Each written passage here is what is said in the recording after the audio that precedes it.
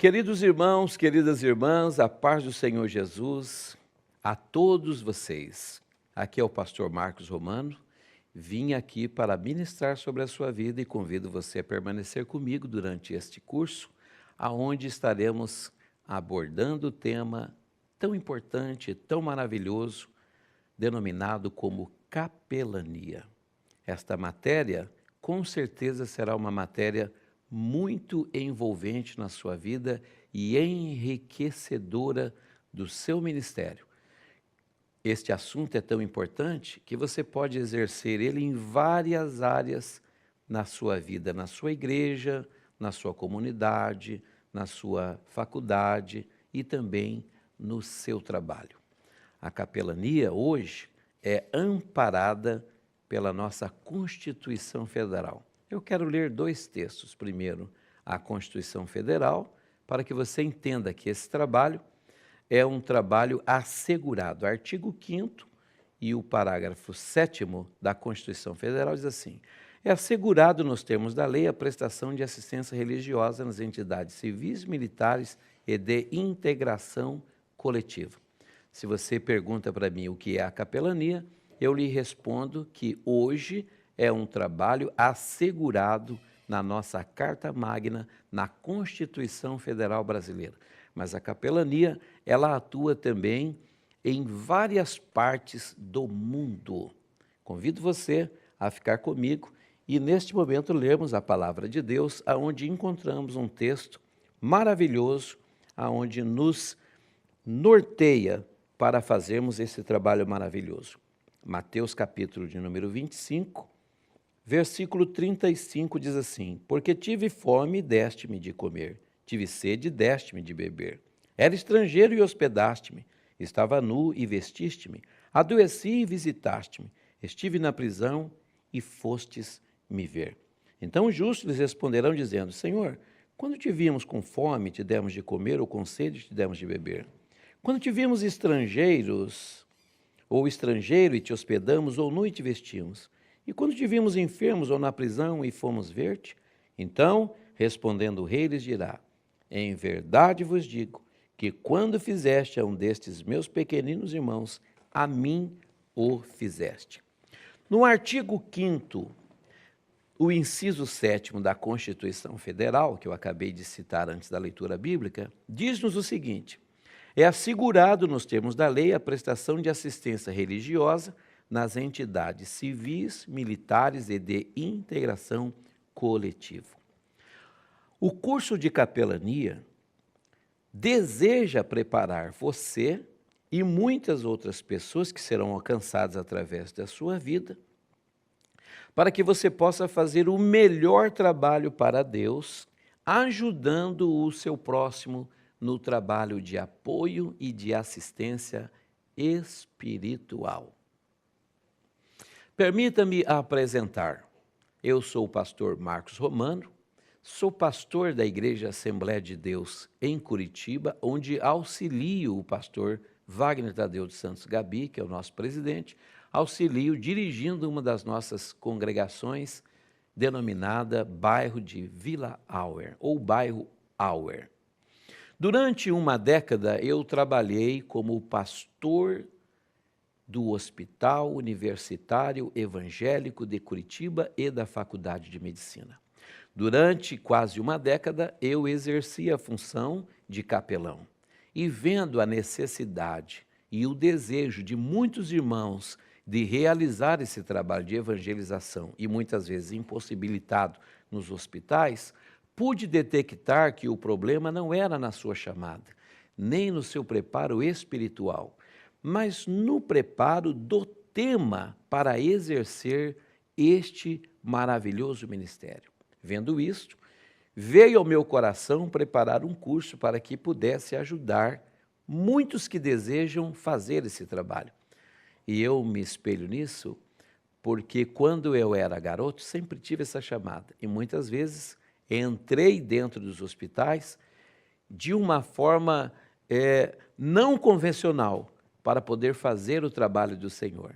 E depois, mais tarde, como pastor do hospital, pude entender que eu poderia ser um instrumento de Deus para viabilizar e facilitar o trabalho também na vida das pessoas. Fui diretor da capelania da Convenção das Assembleias de Deus do Estado do Paraná, da CEADEP, durante aproximadamente 6 anos, aonde pude exercer esse trabalho glorioso, formando mais de 2.000 capelãs e visitadores voluntários. Capelão, capelã e visitador voluntário. São os temas que nós vamos abordar daqui a pouquinho.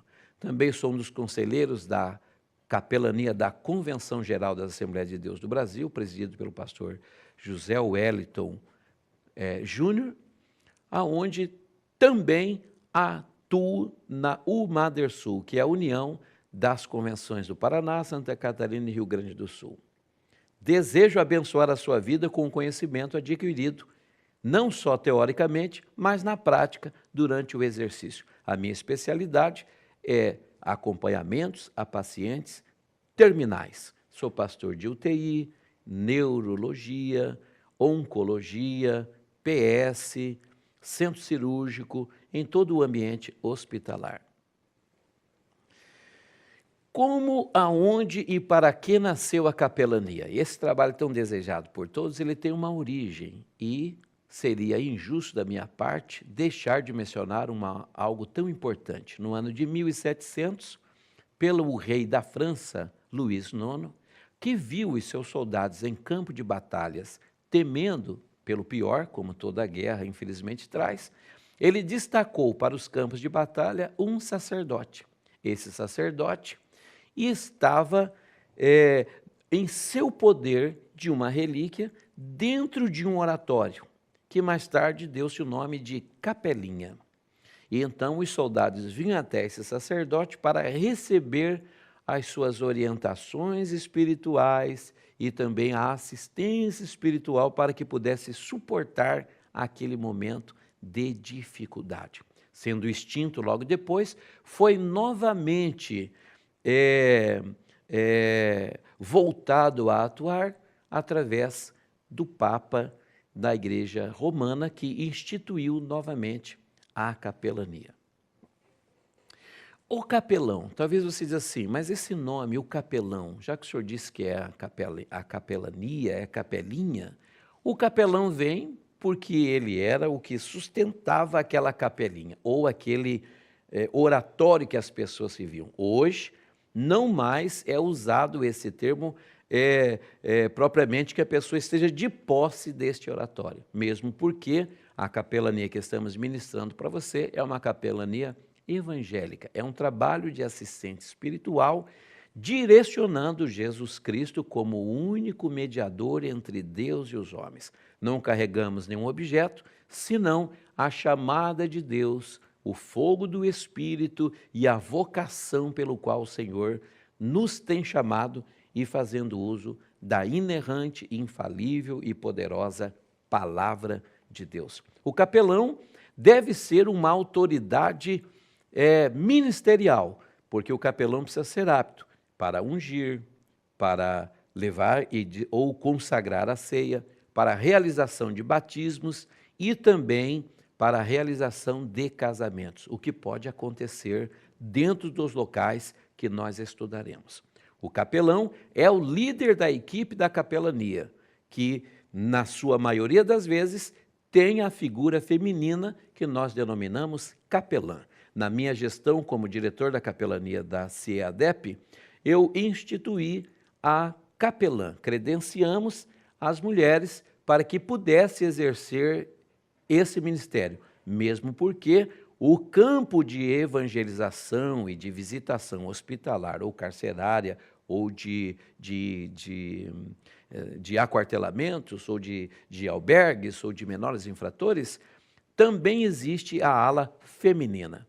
E como capelãs, nós damos mais conforto às mulheres que são assistidas por outra pessoa do mesmo sexo, mesmo porque a capelania trabalha também em áreas onde as mulheres dão à luz, fazem tratamentos de saúde da sua parte íntima, parto, enfim, todas essas áreas. Então, preparamos as mulheres para que elas possam ter mais conforto falando de mulher para mulher. E o visitador voluntário é aquele que trabalha em todos os lugares, nas UPAs, nos pronto-socorros, nas capelas mortuárias, nas enfermarias dos hospitais, enfim. Daqui a pouco nós falaremos sobre isso. O capelão e seu preparo. Como eu acabei de dizer, o capelão é uma autoridade espiritual. Ele deve ter noção e preparo para a realização deste trabalho. O capelão é uma autoridade espiritual que vai trabalhar no meio das autoridades de serviço. Ele precisa de ter uma noção teológica e também capacitadora do trabalho que ele vai realizar. Muitas pessoas querem ir ao hospital e sair realizando, visitando e colocando a mão na cabeça de todo mundo. Na verdade, dentro de um hospital não é bem assim. Existem cuidados essenciais e básicos que devem ser levados em conta, não só para a saúde do visitador, do capelão, quanto do paciente, dos familiares dos pacientes, dos demais pacientes e também dos familiares do capelão ao retornar para sua casa ou no seu ambiente de trabalho. Então, o capelão precisa ter um preparo no que vai dizer, na oração que fará e também no seu cuidado pessoal. Estudaremos tudo isso logo mais nas matérias que estaremos ministrando sobre a sua vida. A abrangência do serviço do capelão. Talvez você diga assim, mas o capelão tem que estar só dentro de um hospital? O capelão precisa estar só dentro de um presídio ou de uma colônia penal? Não. A abrangência do serviço do capelão é muito maior do que você possa imaginar. Por isso, nós, preocupados de formar o maior número de pessoas para esse trabalho, estamos aqui abençoando a sua vida com esse curso, denominado curso de capelania. O capelão, ele pode abranger o seu trabalho desde a visitação do paciente no hospital, quanto na casa do paciente, dando o suporte aos familiares desse paciente, quanto ele pode atuar também nas capelas mortuárias, nas famílias enlutadas e também nos ambientes de dor, lágrimas e sofrimento.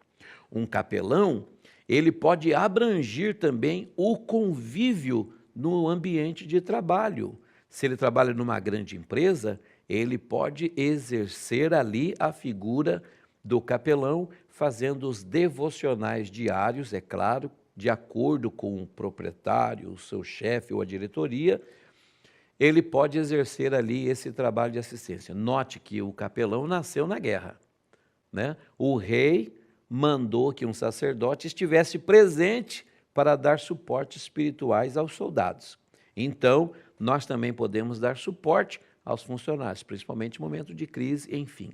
Você viu que o texto que eu acabei de ler aqui, ou que eu li no começo desta primeira aula de introdução, você viu que o Senhor, ele menciona aqui pessoas famintas, pessoas sedentas, pessoas doentes, pessoas refugiadas e também pessoas detidas dentro da carceragem, pessoas com frio, pessoas com fome, enfim. Então, a abrangência do serviço da capelania é muito grande.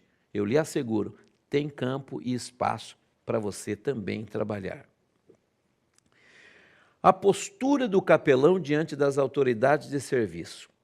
E quem são essas autoridades de serviço? Durante as minhas aulas, eu vou falar aqui sobre a postura do capelão, né? A postura, como ele deve ser, mesmo porque eu acabei de mencionar que ele é uma autoridade espiritual e que muitas vezes eu percebi que nesse trabalho de assistência ao necessitado, seja ele doente ou encarcerado, ou que esteja em alguma corporação, muitas pessoas queriam exercer a sua autoridade eclesiástica ou a sua autoridade ministerial, quando, na verdade, a figura do capelão deve ter uma postura discreta, uma postura adequada ao ambiente aonde ele se encontrará para realizar esse trabalho. Então, essa postura de homem de Deus, de mulher de Deus, uma postura ilibada,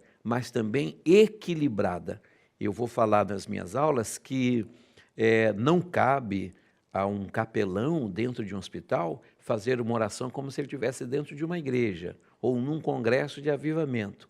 Eu vou falar da postura como ele deve se portar diante das autoridades de serviço, que começa, em caso de hospital, desde o porteiro ou segurança que pede a sua identificação, o zelador, a cantineira, a copeira do hospital, a técnica de enfermagem, a enfermeira, o médico, o cirurgião e o diretor. Essas são as verdadeiras autoridades de serviço que o capelão terá que conviver durante a realização do seu ministério. Falaremos da postura espiritual e também ética e a física do capelão.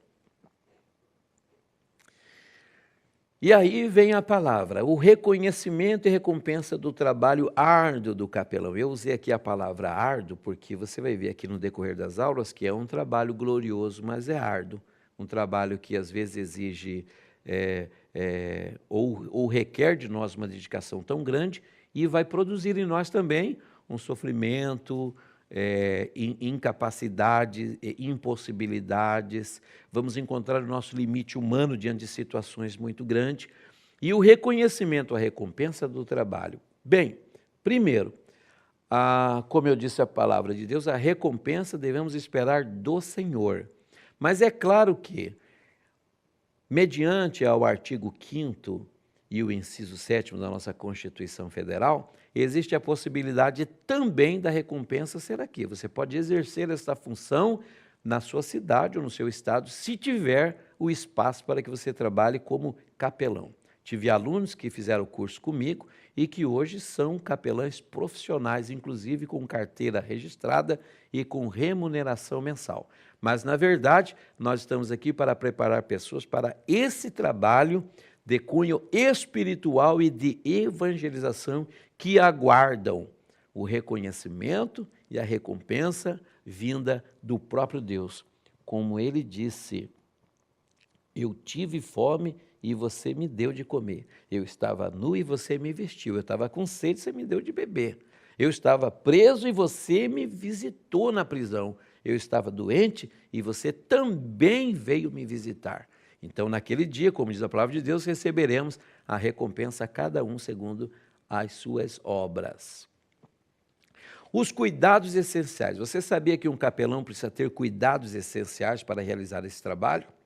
Na maneira que ele se veste, como ele vai, como ele se porta, o contato e os ambientes, e eu vou falar sobre isso, os riscos que também o capelão pode ter para si próprio e para aqueles que convivem com ele na sua residência ou no período pós os trabalhos de capelania ou de assistência espiritual, aonde visitou tanto um hospital, quanto um presídio, quanto um asilo, quanto uma casa de menores infratores, ou algum ambiente que requer a presença desse homem, desse capelão. Os cuidados desde a vestimenta, quanto descrição, tom de fala, postura, comportamento, espiritualidade contagiante, mas numa postura comedida diante da situação que ele se encontrará. Eu falo também aqui da voluntariedade do capelão e a lei de número 9.608, que é a lei do voluntário, de 18 de fevereiro de 1998, quando o presidente Fernando Henrique Cardoso, ele homologou esta lei, dando então esta lei do trabalho de voluntariado. A maioria das pessoas que prestarão esse trabalho de capelania, seja como capelão, capelã ou visitador hospitalar, serão voluntários. É um trabalho que não gera vínculo empregatício com as entidades. E eu vou falar sobre isso porque, infelizmente, algumas situações foram criadas por pessoas que, durante longos períodos, exerceram esse trabalho e depois queriam ter o direito do vínculo empregatício. Então, a lei do voluntariado não existe só para a capelania, mas em muitas situações pode ser aplicada e nós vamos falar sobre isso no decorrer do nosso curso. Muito bem, esta é a introdução a este curso, esta matéria, esse tema maravilhoso da capelania, e eu convido você a permanecer comigo durante todas as aulas, para, ao final delas, você ser mais uma pessoa preparada, claro que preparada dentro das nossas aulas e as matérias que eu vou ministrar, mas que busque também o preparo, o revestimento espiritual, que esse só o Senhor Jesus é que pode lhe dar.